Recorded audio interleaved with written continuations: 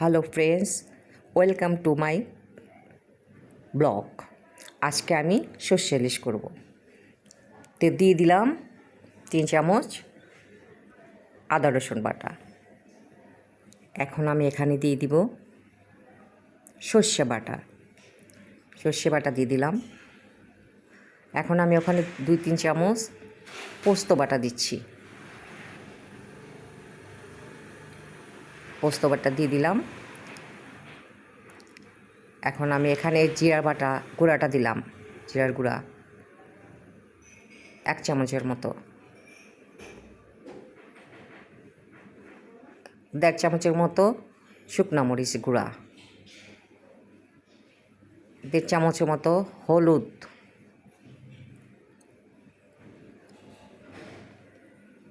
এখন ভালো করে মাখিয়ে রেখেছি।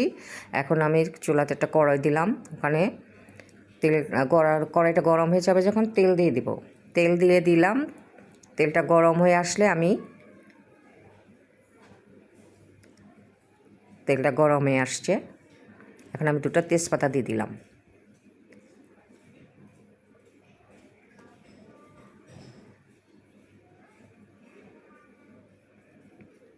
তেলটা ভালো করে গরম হয়েছে, এখন আমি এখানে গোটা জিরে দিব কয়েকটা, তারপর দিব এখানে দিচ্ছি অল্প একটু কালো জিরা। এখন আমি এটাকে ভালো করে নাড়াচাড়া করব। একটু ভাজা ভাজা হয়ে আসলে এখানে আমি পেঁয়াজ দিয়ে দিব, গোটা পেঁয়াজ।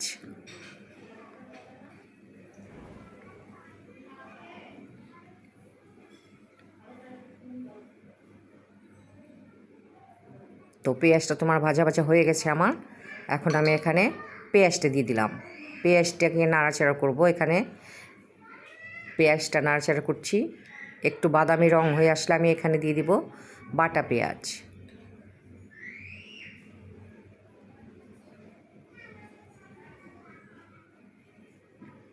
পেঁয়াজটা আমার কিন্তু ভাজা ভাজা হয়ে আসছে, এখন আমি এখানে বাটা পেঁয়াজ দিয়ে দিব।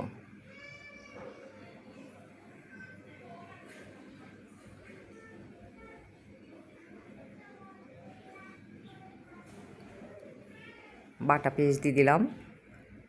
আবার এটাকে একটু নাড়াচাড়া করবো, এটাও একটু ভাজা ভাজা করবো আর কি। এখন হয়ে গিয়েছে আমার ভাজা। এখন আমি এখানে মাছগুলো যে মাখিয়ে রেখেছিলাম সব কিছু দিয়ে ওটা আমি দিয়ে দিচ্ছি এখানে।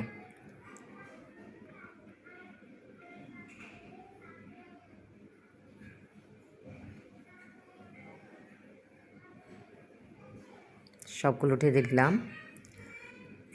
ঢেলে দিলাম, তারপর ভালো করে কষাবো।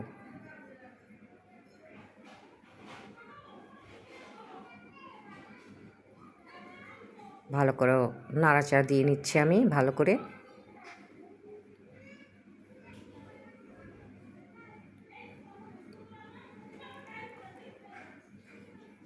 মাছটা একটু ভালো ভালো করে কষা কষা হয়ে গিয়েছে, আমি এখন পানিটা দিয়ে দিলাম।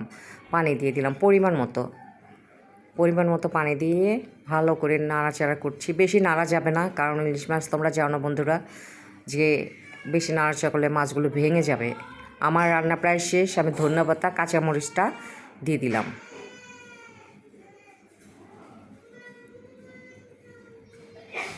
আমার রান্না ইলিশ মাছ সর্ষে ইলিশ রান্না একদম কমপ্লিট, শেষ।